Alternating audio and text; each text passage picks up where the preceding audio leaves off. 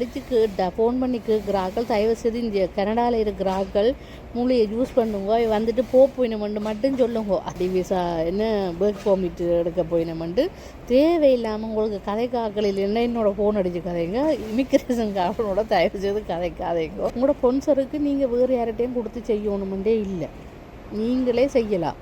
நீங்களே போய் விசாவுக்கு அப்ளை பண்ணலாம். தயவு செய்து காசு கொடுக்குறதுக்கு முதல் எல்லாத்தையும் பாருங்கள். ஏன் காசு கொடுக்குறீங்கன்னு தெரியல. இங்கே பொன்சை பண்ணி அங்கே இதண்டினா ஏன் அங்கே காசு கொடுக்குறீங்கன்னு நான் விளங்க. 30 லட்சம் பிறகு ஏன் கொடுக்குறீங்க?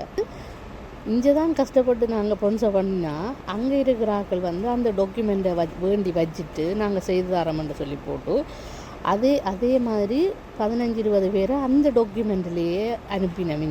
இங்கே அனுப்பினா அங்கே கண்டுபிடிக்க மாட்டாங்க. இங்கே வந்த உடனே எல்லாம் அடித்து பார்த்தா ஒரே டாக்குமெண்ட்ஸ், ஒரே வேலையிடம், ஒரே இதில் ஆக்கள் வந்தோன்று இன்னும் ஸ்டில் வந்தோன்று இருக்கணும். ஏன்னா நான் ஒரு சொந்தமோ அல்லாட்டி ஒரு அப்படியா நாக்கெல்லாம் செய்யலாம். என்ன மற்றது இதுதான் பிரச்சனை. மற்றது விசா டிக்கெட்டு போடக்குள்ள ஒரு 3 கிழமைக்கு போட்டுடுவாங்க. முதல் வீடியோன்னு சொன்னாங்க 3 கிழமை 1 மாதத்துக்கு மேலே தயவு செய்து டிக்கெட் போடாதீங்க. ஏன்னா அதுதான் அவங்க பார்த்துட்டு திருப்பி அனுப்புகிறாங்க, அடிச்சும் கேட்குறாங்க. வணக்கம் மக்களே, எல்லோரும் எப்படி இருக்கிறீங்க? சோமா இருக்கிறீங்களா? ஓகே, ஒரு முக்கியமான செய்தி ஒன்று உங்களுக்கு சொல்ல போகிறேன். என்னெண்டா, இது இப்போ கொஞ்ச காலமாக நடந்து கொண்டு வர்ற ஒரு கதை உண்டு. எங்களோட கசன் ஒரு ஆள் இந்த விசா அப்ளை பண்ணுறது அதெல்லாம் செய்து கொடுக்குறா. அவாக்கு ஆக்கள் சொன்ன கதை என்னென்னா, நிறைய ஒவ்வொரு நாளைக்கும் ஒரு ஸ்டோரி ஆக்கள் சொல்லினோமா. என்னென்னா, இப்போ ஸ்ரீலங்காவில் விசா எடுத்து நல்ல வடிவாக அந்த புள்ளை ஏர்போர்ட்டில் இறங்கிட்டுது. அம்மாவும் மகனுமா இறங்கியிருக்கணும் இங்கே கனடா ஏர்போர்ட்டில். இங்கேருந்து பொன்சை பண்ணி சகோதரங்கள் பொன்சை பண்ணி கூப்பிடேக்குள்ள அம்மா மகனும் இறங்கினது. அந்த புள்ளை வடிவாக சொல்லியிருக்குது. அவங்க கேட்டிருக்கிறாங்க இந்த இமிக்ரேஷனில் எவ்வளோ காலம் நிற்க போகிறேன், என்ன செய்ய போகிறேன். அவன் சொல்லியிருக்கிறான், ஓகே நான் ஒரு 1 மந்தில் போயிடுவேன், நான் சும்மா ஜஸ்ட் விசிட் பண்ண தான் வந்திருக்கிறேன். அது அந்த புள்ள வடிவாக சொல்லியிருக்கு. அவரில் எந்த பிரச்சனையும் இல்லை. அவங்க இங்கே வீட்டுக்கு அடிச்சிருக்கிறாங்களே, வேறு வீட்டுக்கு அடித்து நீங்களா பொன்சை பண்ணினோ ஓமண்டை இன்னும் அளவில் வரிக்கணும் இவ்வளோ காலம் நிற்பினமண்டு கேட்க இவா சொல்லியிருக்கிறா, ஏன் இங்கே அவர் படிக்க போகிறார், இல்லாட்டி ஒரு கதையாகுது, படிக்க போகிறார், இல்லாட்டி இப்படி ஒர்க் பர்மிட் எடுத்து வேலை செய்ய போகிறார். உடனடியாக அவரை டிப்போர்ட் பண்ணியாச்சு. அவள் மட்டும் விட்டுட்டு அவரை டிப்போர்ட் பண்ணியாச்சு. ஏன்னா வயசு அப்படி அவளுக்கு ஓகே, அவள் கொஞ்சம் வயசு கூடன்னா அவள் போவான்.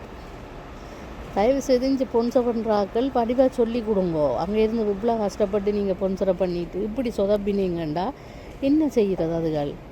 அதுகளே வடிவாக கதைச்சொண்டு வரைக்கும் இங்கே இருக்கிறாக்கள் அவர் விசாவில் வேலை செய்ய போகிறார், இல்லாட்டி இங்கே படிக்க போகிறார், அதெல்லாம் சொல்லாதீங்க. அவை போயினோம். ஜஸ்ட்டு என்ன பேர், அதுக்கு பேர் என்ன, விசிட்டர்ஸ் விசா. விசிட் பண்ணிவிட்டு போகிறதுக்கு தான் அந்த விசா. என்னதுக்கு கஷ்டப்பட்டு அப்ளை பண்ணுறீங்க விசாவுக்கு? இன்னொரு ஆக்கள் என்னென்னா, இங்கே இப்போ நாங்கள் ஒரு டாக்குமெண்ட்டை பேங்கு ஸ்டேட்மெண்ட், வேலை ஸ்டேட்மெண்ட் இப்படி கேட்டால் இப்போ சௌரங்கள் நாங்கள் 3-4 பேர் சேர்ந்து ஒன்றா செய்ய போகிறோம்னு சொன்னால் 3-4 பேர்கிட்ட வேலை எல்லா இன்ஃபர்மேஷனையும் நாங்கள் கொடுக்குறோம். இது அங்கே அனுப்பின உடனே அங்கே இருக்கிற அங்கே இங்கே தான் கஷ்டப்பட்டு நாங்கள் பொன்சை பண்ணால் அங்கே இருக்கிற ஆக்கள் அந்த டாக்குமெண்ட்டை வேண்டி வச்சுட்டு நாங்கள் செய்து தரோம்னு சொல்லி போட்டு அதே மாதிரி 15-20 பேரை அந்த டாக்குமெண்ட்லேயே அனுப்பினோம். அங்கே காசு 30 லட்சம் தாங்க, 35 லட்சம் தாங்கன்னு அங்கே வேண்டி வச்சுட்டு இங்கே அனுப்பினா அங்கே கண்டுபிடிக்க மாட்டாங்க. இங்கே வந்த உடனே எல்லாம் அடித்து பார்த்தா ஒரே டாக்குமெண்ட்ஸ், ஒரே வேலையிடம், ஒரே இதில் ஆக்கள் இன்னும் ஸ்டில் வந்தோன்று இருக்கணுமா. தயவு செய்து காசு கொடுக்குறதுக்கு முதல் எல்லாத்தையும் பாருங்கள். ஏன் காசு கொடுக்குறீங்கன்னு தெரியல. இங்கே பொன்சை பண்ணி அங்கே இதண்டினா ஏன் அங்கே காசு கொடுக்குறீங்கன்னு நான் விளங்க. 30 லட்சம் பிறகு ஏன் கொடுக்குறீங்க? முதல் 3 லட்சம் பிறகு 30 லட்சம். ஐயோ, என்னத்துக்கு இப்படியெல்லாம் கொடுக்குறீங்கன்னு. இது ஒரிஜினலாக இங்கே சாயோ சௌரங்களோ யாரோ ஒரு ஆக்கள் பொன்சை பண்ணி நீங்கள் வாரீங்க. அதுக்கு ஒரு ஆக்கள்கிட்ட நீங்கள் காசு கொடுக்க வேண்டிய அவசியம் இல்லை. அங்கே இருக்கிற ஆக்களும் ஏன் இப்படி அநியாயம் பண்ணுறீங்க? அதுகளே கஷ்டப்பட்டு தான் இங்கே வருது. சரி, சும்மா ஒருக்கா பிறகு ஏதாவது ஒன்று செய்யலாம். இவ்வளோ காசை கொண்டே கொடுத்து அந்த டாக்குமெண்ட்ஸில் வேறு யாரோ எல்லாம் வரினமெண்டு ஒரே கம்ப்ளைண்டாமல் சனங்கள் அழுகுதலாம். என்ன இப்படி தங்களை மாற்றிட்டு இவ்வளோ காசை கொடுத்துட்டோமாங்க. ஆனால் அந்த ஒரிஜினல் ஆக்கள் இங்கே வரையில்லை. சும்மா அந்த டூப்ளிகேட் அவையை அனுப்ப இங்கே அவ்வளோ பேரையும் திருப்பி அனுப்புகிறாங்க. என்ன பிரயோசனம் இதில்? போன அங்கே கேட்டப்போலாம் அந்த காசை திருப்பி கொடுக்க போயிடுமா? இல்லை. என்ன உங்களோட ஸ்பான்சருக்கு நீங்கள் வேறு யார்கிட்டையும் கொடுத்து செய்யணுமெண்டே இல்லை. நீங்களே செய்யலாம். நீங்களே போய் விசாவுக்கு அப்ளை பண்ணலாம். அல்லது வேறு யாரும் பிதானே யாராவே யாரும் உங்களோட சொந்தக்காரர் எவ்வளோ வெளிநாட்டிலேருந்து ஆக்கள் வந்திருக்கணும், இல்லை எவ்வளோ படித்த ஆக்கள் அங்கே இருக்கணும், அவையிட்டையே கொடுத்து என்ன செய்யலாமென்று மிச்சத்தை நீங்கள் இமிக்ரேஷனை தான் கதைக்கணும் மொழியே. நீங்கள் தேவையில்லாமல் காசுகளை கொடுக்காதீங்க, தயவு செய்து கொடுக்காதீங்க. என்ன இருக்க வேண்டி நான் அங்கே ஸ்ரீலங்கா வரைக்கும் என்ன தூக்கி போடுறே இல்லை. அந்த 30 லட்சத்தை வீண்டை விடாமல் தடுத்த வாண்டு தயவு செய்து இப்படியெல்லாம் நீங்கள் கொள்ளை அடிக்காதீங்க. மக்கள்கிட்ட கொள்ளை அடித்து நீங்கள் அப்படி வாழாதீங்க. இது ஏதோ கவர்மெண்ட் இந்த கனடா கவர்மெண்ட் ஏதோ ஒரு புதுசாக திறந்துருக்கு. என்ன இப்படி ஒரு விசாவை கொடுத்து விசிட்டர்ஸ் விசாவில் வரலாமன்று.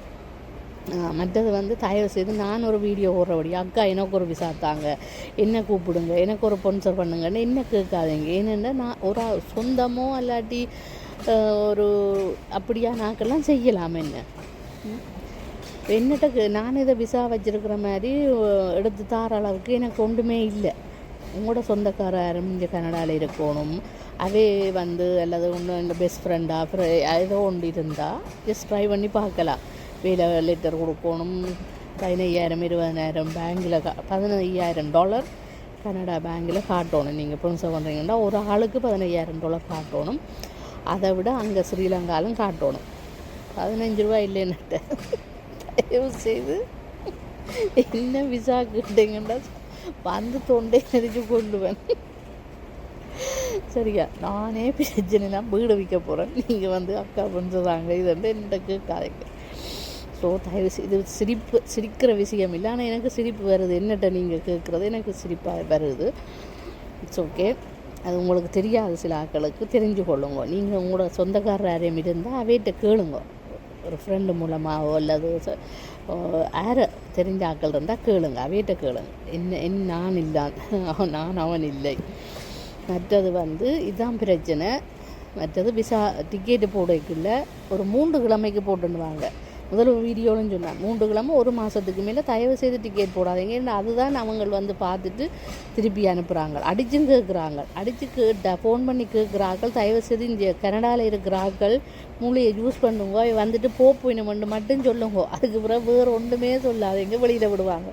நீங்கள் அவை இங்கே படிக்கத்தான் போயினோம், இல்லாட்டி விசா ஒர்க் பர்மிட் எடுக்க போயினோம்ட்டு தேவையில்லாமல் உங்களுக்கு கதைக்காக்கள் இல்லைன்னா என்னோட ஃபோன் அடித்து கதைங்க. இமிக்ரேஷன் காரனோட தயவு செய்து கதைக்காதீங்க. இந்த அட்வைஸ் தான் உங்களுக்கு நான் சொல்ல முடியும். என்னால் வேறு ஒன்றுமே சொல்ல இல்லாது. இப்போ தங்கச்சி அடித்து சொன்னேன், இவ்வளோ பிரச்சனை நடக்குதுக்கா. ஒவ்வொரு இமிக்ரேஷன் ஆக்களும் மாறி மாறி கதைக்கிறதால தான் அவங்க ரிஜெக்ட் பண்ணுறாங்க, திருப்பி டிப்போர்ட் பண்ணுறாங்க. அங்கே சரி, இந்த ஒரு விழிப்புணர்வு தகவலை நான் சொல்கிறேன் ஆக்களுக்கு. கேட்குற ஆக்கள் கேளுங்கோ, நல்ல விஷயத்தை சொன்னால் கேளுங்கோ. ஓகே? அதுக்காண்டி அக்கா எனக்கு ஒரு விசா தாங்கன்னு கேட்குறேன் இல்லை. திரும்பவும் எனக்கு பேர் கேட்டுருக்குறீங்க. நான் விசா கொடுக்குற ஆள் இல்லை. நான் நீங்கள் உங்களோட சொந்தக்காரர்கிட்ட கேளுங்க. ஓகே? தேங்க்யூ. நன்றி. வணக்கம்.